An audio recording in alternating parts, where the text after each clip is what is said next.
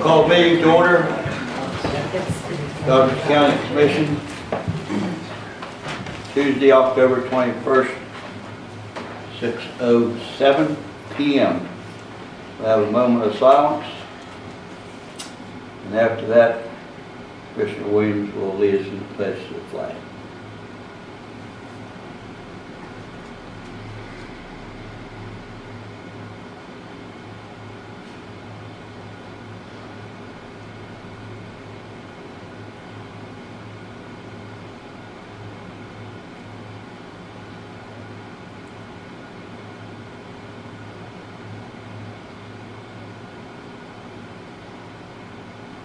Amen. I pledge allegiance to the flag of the United States of America and to the republic for which it stands, one nation, under God, indivisible, with liberty and justice for all. Thank you. Thank you.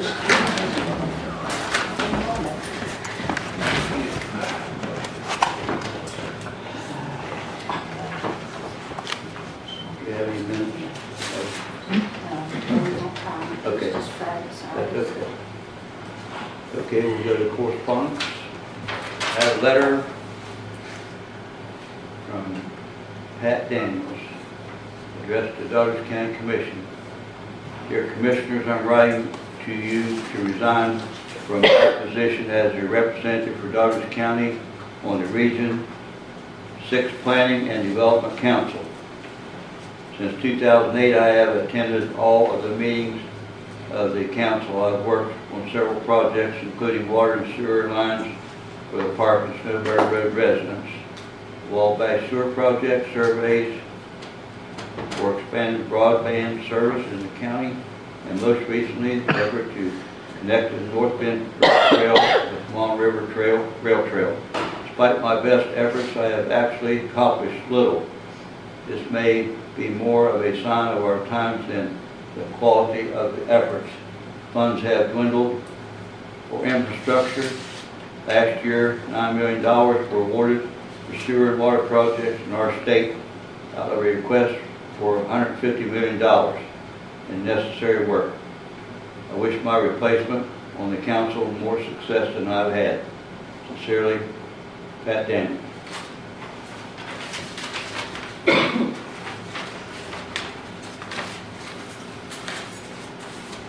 Thank you. Public comment. We have 1, 2, 3, 4, 6. Gives you each 5 minutes. First one is Tammy Beamer. I have some questions. First of all, with the webpage, I spoke with Revise yesterday, and they're wondering when we're going to have somebody ready to take over once everything's set up. So that leads me to the question, when will there be an executive assistant?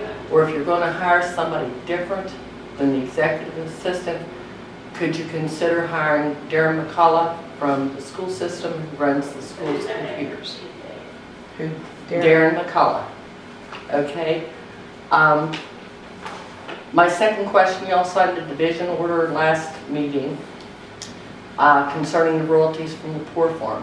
Are you going to be dedicating this money to any certain project like the park or not? Or will it just go into general fund unmarked? I don't think we've discussed it. I don't think we've talked about it. Could you? Could we? Yes. Yes, we could. Okay, now about the waters park. Has there been any progress with that? No, ma'am. Thank you.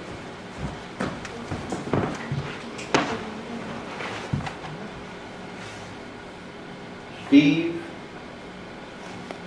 Garden. Garvin. Sorry. He's on the You're on the- He's already on the Oh, wait a list. minute. Wait a minute. Stop for a minute. Hold it. You did public comment? You No, are. you're on the agenda. You're on the agenda, so you got as much time as you want when your turn comes. Okay. Okay? Good. Thank you. Sorry, my Not a mistake. problem. Okay. Jody, I'm on the agenda. Okay. Hurry on. I'm going to pass No, well, actually, no, I'm gonna pass.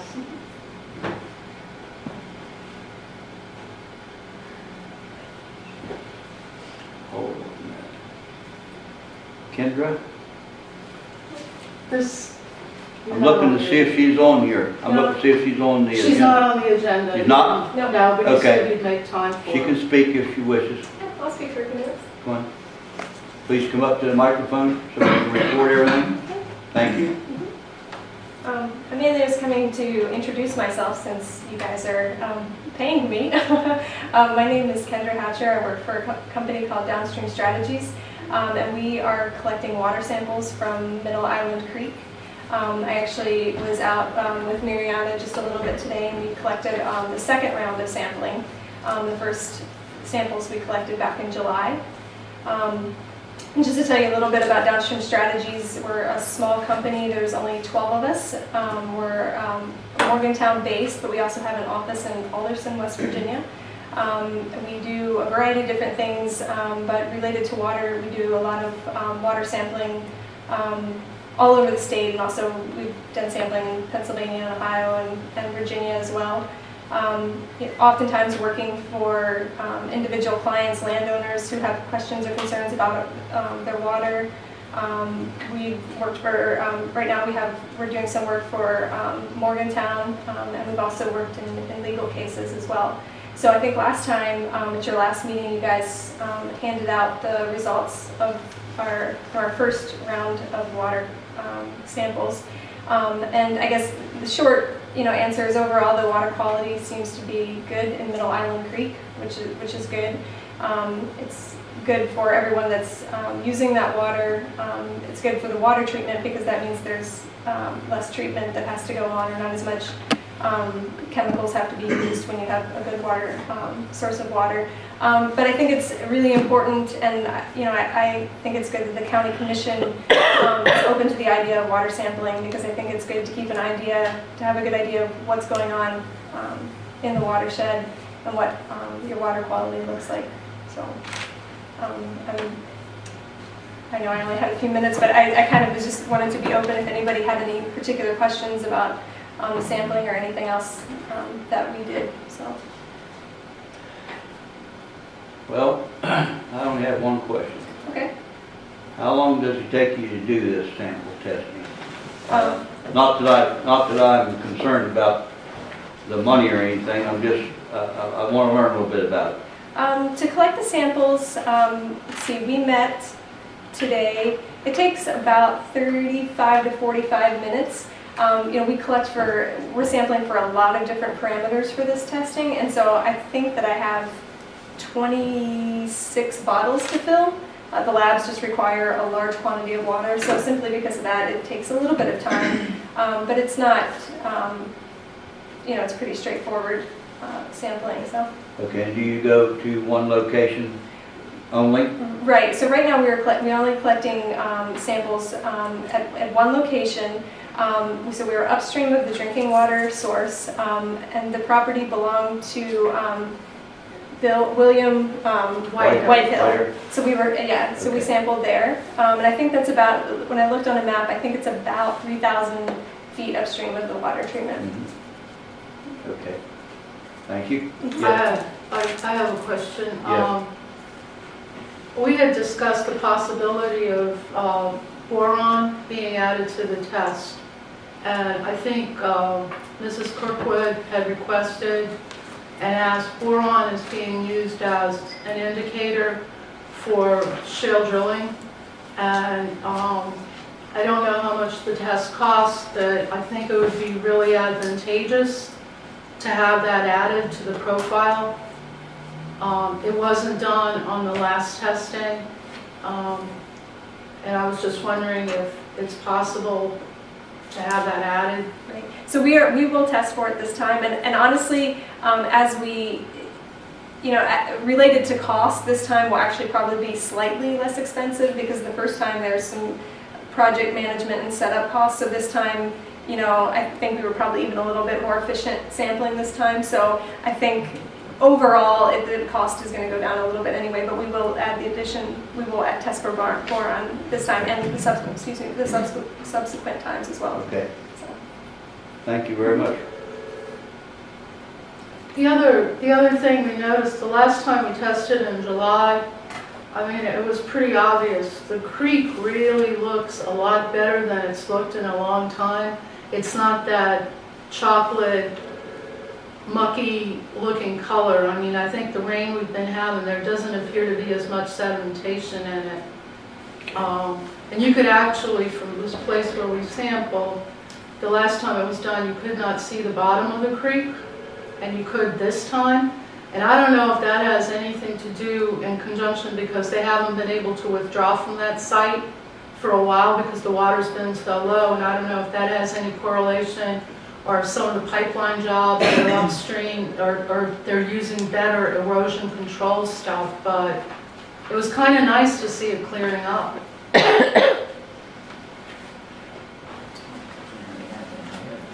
Okay, thank you very much. Thank you. How long, I got another question, and I had asked this before. I was just wondering if the commission would give Downstream Strategies permission to give me an electronic copy of the test results that you guys printed out. I think that whenever the website gets up and running, I think it would be advantageous for the test results to be on the county webpage, because you are after all doing this for the county residents, and it would make it more easily accessible for people to view it. So what do you think? Can we have an electronic copy? Was that a yes? Yes. Thank you.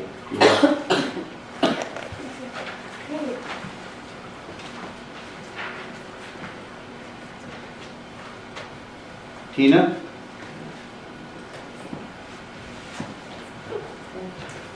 Well, I have some concerns about the two major accidents we just had, one on Oxford Road and one at the Mark West plant. And I was wondering if we have any emergency management plans, and if we do, what are they? And are they going to be published so that people will know what to do? And, I mean, that was some scary stuff. Maybe you don't know about it, you know, 'cause a lot of people don't. And, you know, people losing their water. I do, I live over there. I live right down the road from them. We have our emergency plan. We just received at our last meeting. Mr. Easter brought that all in, and copies are available here in this office. But now I don't know how, clerk will have to answer that, how you're going to get copies or whatever you're going to do. We do have a plan in place. Yes, ma'am, we do. You do. Yes, we do. And I think, didn't Pat report his last report on Friday that the emergency procedures have been followed correctly and Yeah. everything went? Except nobody called him, right? Well, that's 911, who should have called him. Yeah. And Yeah. how come they're not? When he got there, they had taken care of things and And I'd also like to know what's up with the DCAA, that now, if people in this county have an emergency, we have to wait for Harrison or Ritchie County to take care of us. It's our tax dollars paying them people. How come they will not call the DCEMS? Who's the adults around here? I can't get into that discussion tonight for many reasons, okay? But somebody's working on it to try and make some kind of resolution. Yes, ma'am. Yes, ma'am. Okay, that's what I want to hear. Okay. Thank you, Tina.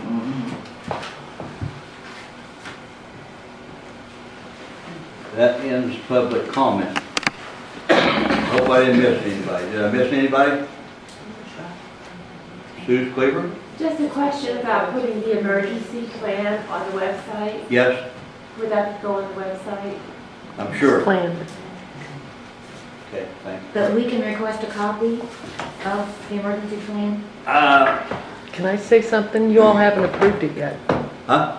You all have to approve it. It needs to go on the next agenda For what? for them to approve it and sign it. Oh, Yeah. About the copy, clerk, you'll have to answer that. what's that? Ask about a copy of it. Well, it's 2 books. He provided us with 2 books, and they're different. You're welcome to come in and look at it and see if you want the whole thing copied, if you want parts of it copied. Or, and maybe it's already being addressed, maybe the website will condense things It'll be- citizens need to know. Okay. You know, we wouldn't necessarily need to know all the Okay. books, but yeah, what does the average citizen need to know? Okay. That answer your question? Thank you. Okay, we'll move to new business. Steve Garvin, you're on the agenda. You can speak, sir. Well, thank you very much. As long as you use the microphone. I will use it because I get accused of speaking softly and no one can hear me. Okay. Seems like we're all playing catch-up to this new technology of horizontal drilling. And just the brief discussions here on emergency planning and everything else comes into play. Any new technology needs adjustments, especially when it has the impact that this has on Doddridge, Harrison, and surrounding counties. My focus on this is the surface water that's used for your public utilities, for your water services throughout the county.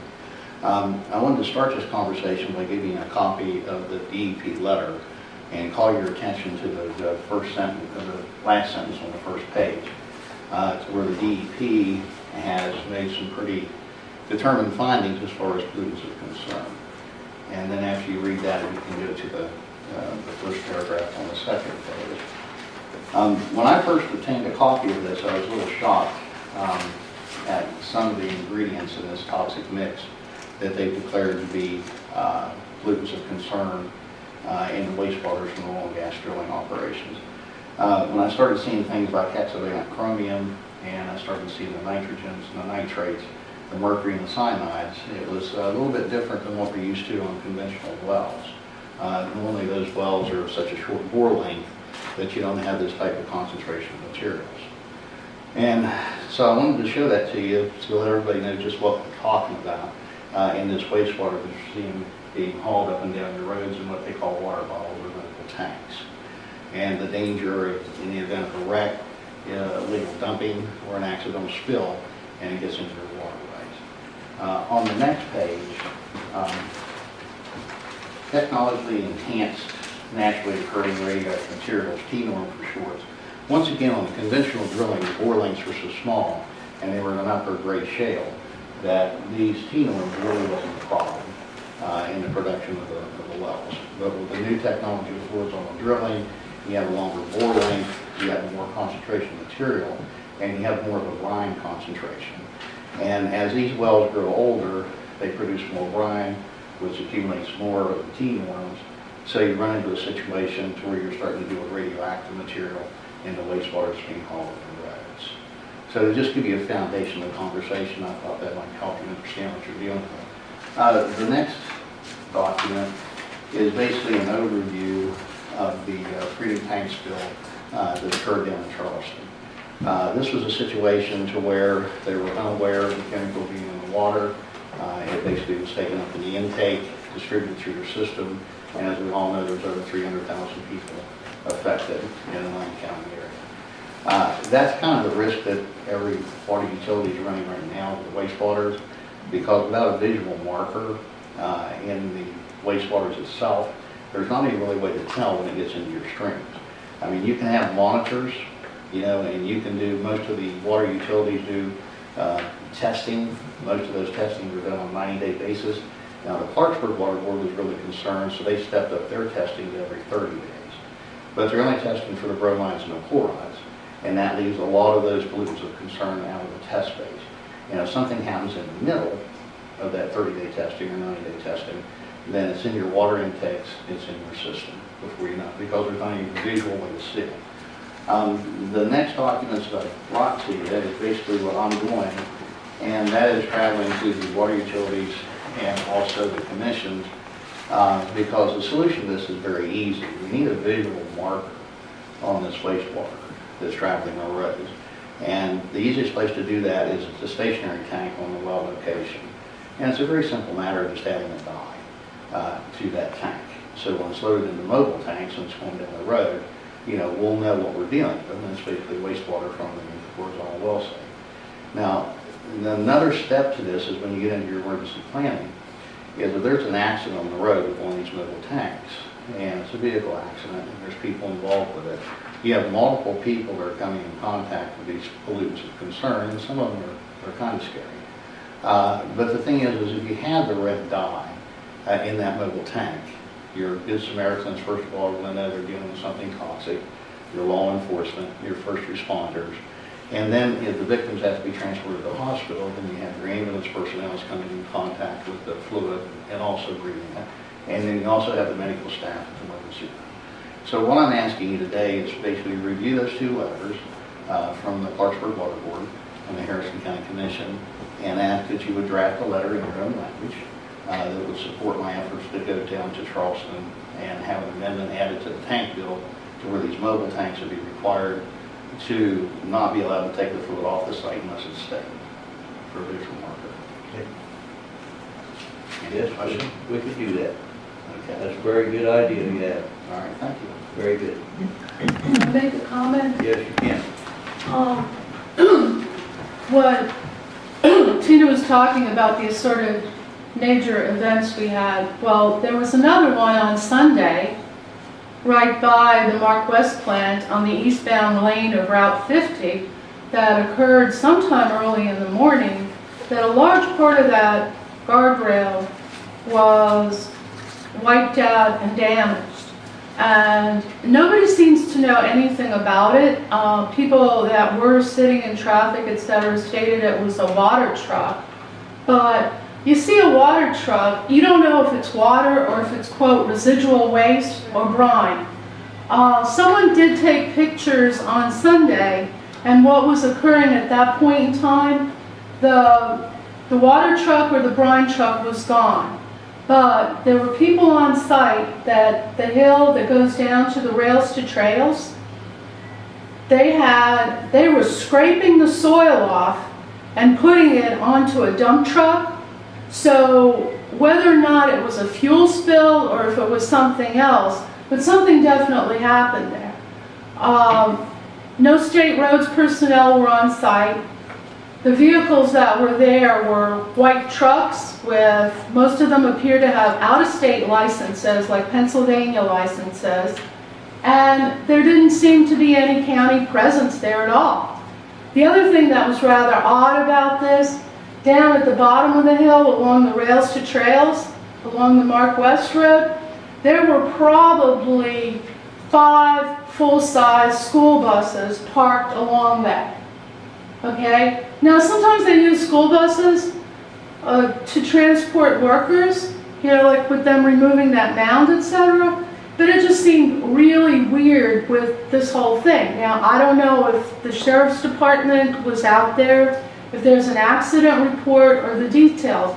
But like what Mr. Garvin was saying, situation like this, with the fluids added, with what's going on down in Oxford, I mean, we have, what did Pat Easter said, 7 people on water buffaloes as a result of that. He also said there was benzene in the water. And I talked to someone today that was out there sampling that creek, and whether or not you're aware of it, they were able to light, there was actually methane bubbling up and out in the creek there. They were able to light it. The creek across, right close to where the stuff came up through the field. Okay? So we have rain, I mean, fortunately, but you have that creek runs real close to the road. It is, potentially dangerous situation. And the other thing is, Pat said, that's a situation where the dye or some kind of a marker can help, because we really have no idea as to how far those pollutants have traveled.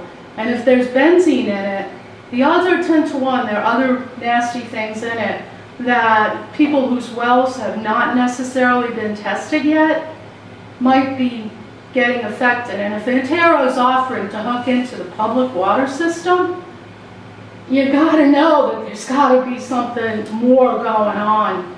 Are they gonna pay those monthly water bills? Well, I had asked that question on Friday. That's an incurred cost for the property owners there that someone needs to address, because if the drilling wasn't going on and the damage didn't occur, these folks wouldn't have an additional monthly bill.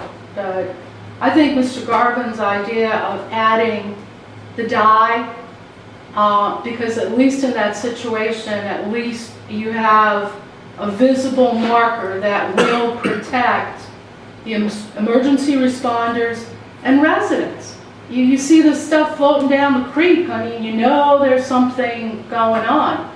And the companies are making enough money where it shouldn't be an issue for them to do it. And if they keep saying everything's safe, why wouldn't they do something that would prove that the whole process is safe? Thank And you. I thank Mr. Garvin for taking the initiative to try to protect people in these sort of communities. Thank you. You're welcome. Yes, ma'am. I have a question to Mr. Garvin, and that's about the red dye, a visual marker. What do you think about an olfactory marker as well, like they had down at the liquor smell down in Charleston? Well, I think you're running into a problem there because of the constituents in this wastewater. I mean, that particular liquor smell was conducive to the MCH in the manufacturing. But when you start adding a dye to this wastewater, I believe you have a copy of what I brought to you all the other day as far as what's in this wastewater. It's such a varied mix that, you know, the dye is about the best you're going to be able to get. Yeah. As far as any odor, it'd be really tough to get it consistent enough to where it comes through every time. Does that help you? Well, if it were added to the truck at the time when all the mix was in it, It's the chemical reactions between everything that's in the truck. The chemical reactions, you might, depending on the composition of the liquid in the truck, the chemical reaction that would occur, the odor you might get might be different each time, or the odor that you're trying to put in might be completely masked. Yeah, the visual marker seems to be something that can be consistently done each time, to where you have a consistent color that you would know, hey, look, we're dealing with some basically pollutants of concern, to keep it in the DEP language, because that's the only way to approach this, is they've identified it, and just to follow along that route, and to stay with those. And this letter was 2009. There's been other chemicals that's been identified since then, but if we can get that much done, we'll be accomplishing that. yeah, it's a great idea. May I ask you a question? Yes. I'm going to be speaking with Paul Bump towards the end of the month and meeting with some fire chiefs. Did I understand that you're with Harrison and Ritchie, is it all one group that takes care of the emergency concerns or emergency planning or any kind of spills? I mean, are you all tied together, or do you have your independent, or? No, we're not tied together. Okay. Just Kirsten, okay. Okay. Okay. Paul Bump, IRP Tower. He's coming into the next meeting. He wanted to be able to speak to all three commissioners when he came. Okay. Okay. Where is the third commissioner? I think he's hunting. I think he's hunting. Item C, change meeting date due to the election. The election is on Tuesday, November the 4th. Yes. Canvassing will be on Monday, November the 10th.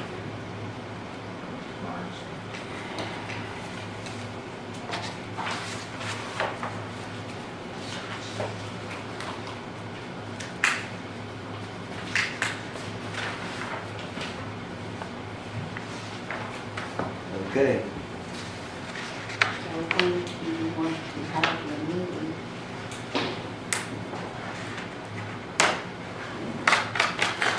Okay. You can't have it on the town council. No, no, no. I can't do Thursday. The sixth? Sixth, you can't do it? Thursday, the 6th. Can't do it? No. Friday, Yes. 7th? Yes.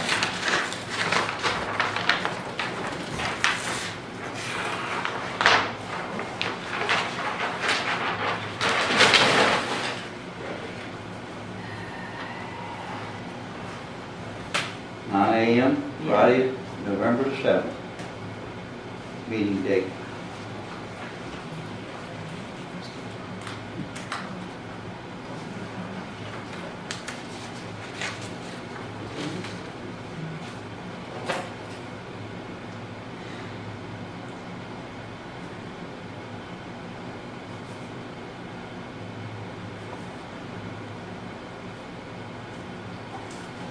Okay.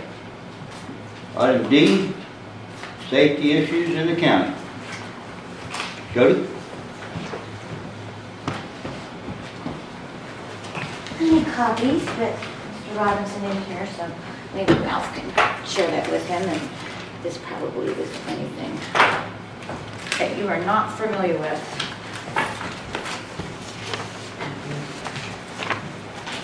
I don't want to take up any more time than is necessary, but I do appreciate the opportunity to review some of the most recent events in Doddridge County in the last 30 days, and they have been spoken about by some folks here this evening. Again, this is just in the last 30 days in Doddridge County, and it's not everything that's occurred, but it's some of the most noteworthy. September 23rd, 24th, West Virginia DEP halts drilling in the Oxford area. Related to that particular company drilling directly into an active producing well. Contamination of water wells with the reports of now 7 water buffaloes in place. October the 9th, before 7 a.m., Route 50 was closed in both directions. Schools were placed on a 2-hour delay due to a fluid fuel spill at the loadout facility at the Mark West plant. Media reports initially were of a fuel spill at England's Run. October 15th, 16th, a lot of these things happen in the wee hours. Well pad fire in Tyler County. Alma, Greenwood, McClellan, Middleburn, Payton City, Pennsboro, Shirley, Sistersville, St. Mary's, and West Union. Fire departments responded. Allenboro was placed on standby. I think many of us have had the thought, thankfully no one's house decided to burn that night. Or several houses.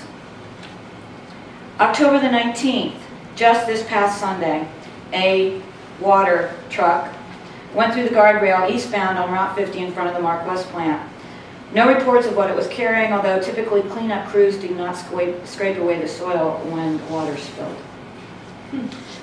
Bear in mind, this is just in the last 30 days and the events that we are aware of. What I have given the commissioners is a copy of Chapter 7 of the West Virginia State Code, which deals with numerous things. It's 31 pages long, and it's jam-packed. Roles and responsibilities for county commissions. And in particular, on page 22, I have marked Chapter 7-1-3KK. The authority to provide for the elimination of hazards to public health and safety.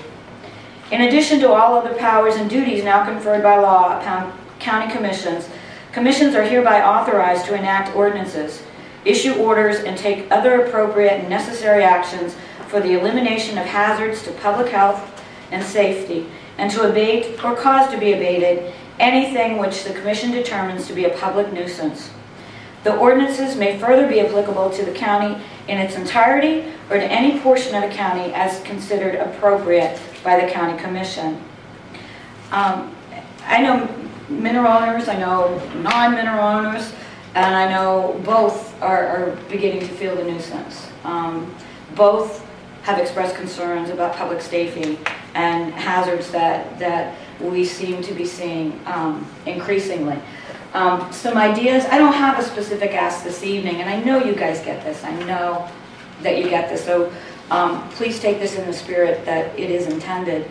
At some point, there may be an ask.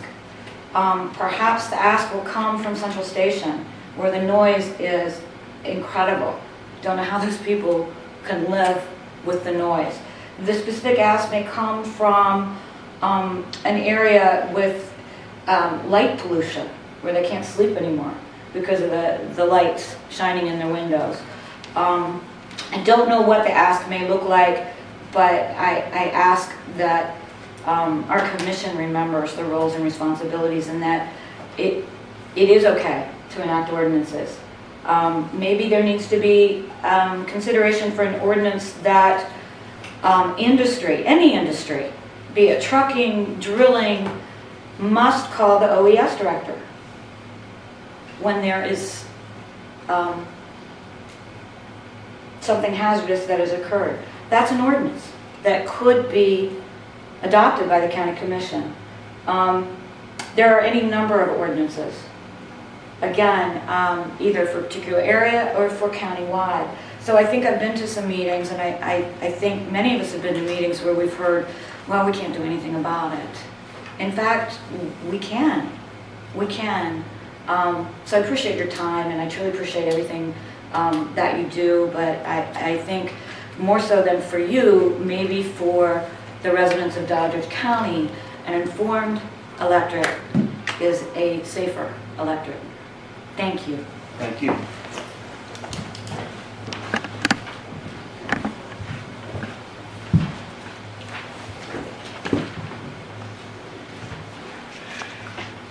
Floodplain permits report. I'm going to read the report for a vote tonight. We have 1, 2, 3, 4. 4 applications, new ones. Permit application 14-302, Antero Resources, McGill Riser Access Road, entirely out of the floodplain. Floodplain permit 14-303, Antero Resources, Mudlick Well Pad, entirely out of floodplain. 14-304, Antero Resources, Stewart Riser to Stewart Tank Pad Surface Water Line, entirely out of floodplain. 14-305, Antero Resources, Swisher Tank Pad to Snake Run Tank Pad Water Line. Location, New Milton District. That's all we have. That takes care of all of our business tonight, with the exception of invoices.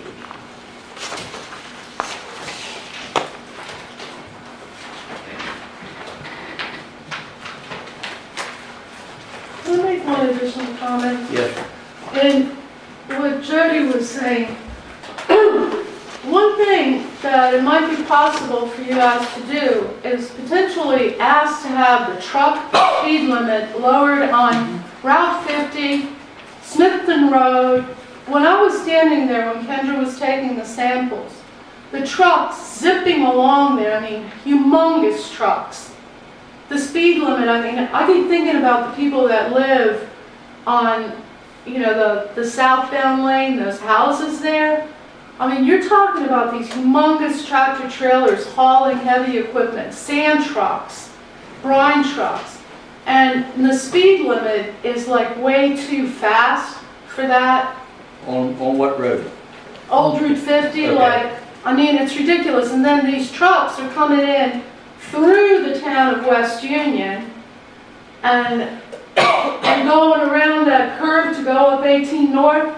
Well, I followed up enough of them. When they start reaching the curves that are that extreme, they're completely in the left-hand lane to make the turns. A lot of times, they're so-called guide cars, are quite a ways ahead of them. Yeah. And, you know, if the speed limit that's there, you can't exactly ticket them if they're going that speed limit, but it should be possible to get it lowered. I mean, it's scary. I don't know what the speed limit is out there. 40, 40? I think. Do you know? No. It goes to 55 in some places. It's 55. Smith, like when you turn off a Rock Road, It's 55. it's 55 through there? Yeah, it's ridiculous. 55, what does it do, drop when you get I think into it's 40, town? yeah, I think it's 40 from Rock Run down to town, when you get in town it's 25. That's still, In Ohio, they have separate speed limits within those fractions. Yes, sir. In Harrison County, what they did down in that area is they went to Ontario and they gave them an option whether to post their own 25-mile-an-hour speed limit signs or the county was going to do something. So that might be an option to use. I didn't hear what you said. Basically, in Harrison County, when they had this problem that Yes. they're speaking of, basically there was a conversation with Ontario that they could post their own speed limits of 25 miles per hour. And if they didn't do it, then the county was going to act. yeah, well, the Is thing it with that is, enforceable? if Antero does it, it is not ticketable. If the county or state roads does it, it's ticketable. That's because Antero's done that on some of the secondary roads, but if the speed limit is what it is, our sheriff's department, they can't give them speeding tickets. It's a, you know, it's a good suggestion, but. Yes, ma'am. I believe a couple weeks ago or a couple meetings ago, you all decided to hire a process server and a bailiff so at the sheriff's department wouldn't have to do those jobs anymore and they could be out on the road ticketing people. Was that person ever hired? Yes, ma'am. Okay. Okay. As on the other subject, she was talking about things that happened the last month. 2 Fridays ago, there was some sort of spill in the McElroy Creek near Ashley Campground. There's booths in the creek. The DEP doesn't have a record of anything that's happened, a spill that was reported. I don't know if anybody knows what happened, but we don't know if it put the booths in the creek. We don't know what happened. It looks like a truck went over the road. We don't know if it was fuel, if it was a water truck. Nobody seems to know. The DEP doesn't know either. I don't know. I heard it go out on the scanner, but I don't know what it was. That's But the stuff's still sitting there, all the so if we booths get are high still water, there. the stuff just washes on downstream with the pollution that's in it. That nobody knows what it is. Thought we didn't say that.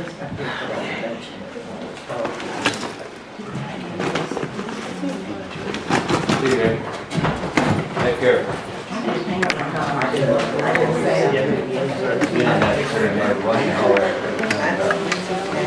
This is just the letter, I think it sent it out. I went home, it's just saying that you will get it's notifying everyone that they get flood insurance. This is, I think it's also their annual, they don't do an audit, they call it something apply to readable procedures. And it's the audit money and the extension office, basically. Okay, so they have made some recommendations, and Debbie called me, and I helped her work through some of them, and they pretty much corrected them.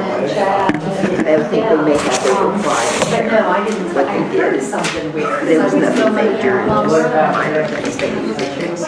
He didn't, no, he didn't say that he did. And just looking the other way. Oh, really? Yeah, but just that you are being notified that FEMA provides flood insurance, but you already knew that. I got one at home too. I don't know why, Beth, is there any way I can get a copy of that letter or that pamphlet he handed out? but.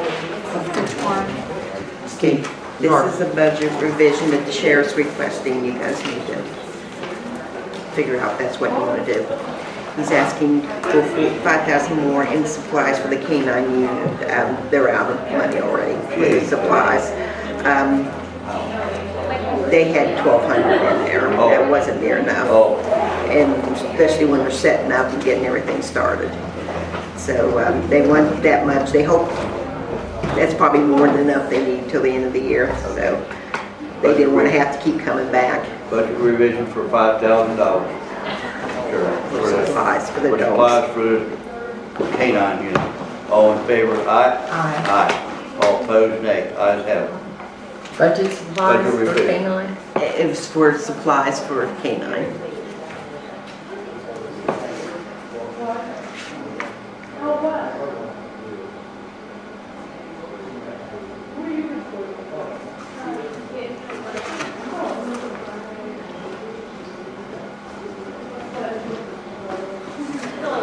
Is that all the budget revisions? Yeah, that was all. And you won't have how much for the month for the DCAA for a couple weeks, will you? No, not until the end of October, until we do the payroll there. Excuse me just for one moment. Thank you very much. Thank you.